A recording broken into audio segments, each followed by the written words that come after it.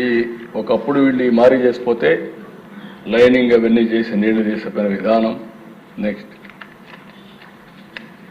ఇవన్నీ కూడా ఎక్కడికక్కడ వాటర్ అంతా వర్క్స్ అన్ని కంప్లీట్ చేసి నీళ్లు తీసుకెళ్ళాం. ఇక్కడ చూస్తే అధ్యక్ష ఒక విషయం మీకు అందరికీ చెప్పాలి. 19-24 చాలా భయంకరమైన పరిస్థితి. కెనాల్స్ ఏవి మెయింటైన్ చేయలేదు, ₹1 ఖర్చు పెట్టలేదు, బండ్స్ సరిగా మెయింటైన్ చేయలేదు, ఫ్లడ్ బ్యాంక్స్ అన్ని దెబ్బతిన్నాయి, స్లూయిస్ దెబ్బతిన్నాయి, గేట్లు దెబ్బతిన్నాయి, ట్రైన్స్ అన్ని కూడా పూడికి దీక చాలా వరకు కోస్టల్ ఏరియాలో అయితే ఎక్కడికక్కడ వరదలు పడితే ముంపు గురయ్యే పరిస్థితి. ఇవన్నీ కాకుండా పించ అన్నమయ్య ప్రాజెక్టులు కొట్టుకోబోతే వాళ్ళని పరామర్శించిన పరిస్థితి.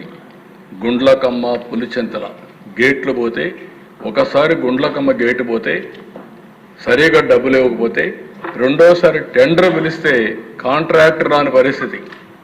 అంటే గేటుకు కూడా కాంట్రాక్టర్ రాలేదు అంటే బకాయిలు పెట్టి మీరు ఇవ్వరు, ఈ ప్రభుత్వం పైన మాకు నమ్మకం లేదని రాని పరిస్థితి.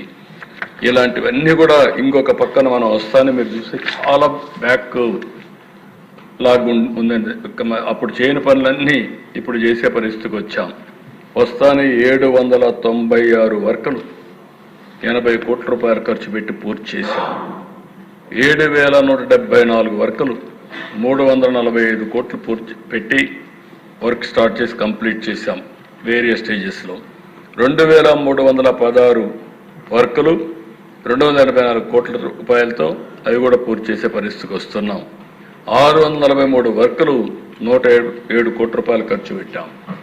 ఎప్పుడు కూడా అధ్యక్ష ఒక ఆస్తిని క్రియేట్ చేయడం ఎంత ముఖ్యమో ఆ ఆస్తిని మెయింటైన్ చేయడం కూడా అంతే ముఖ్యం.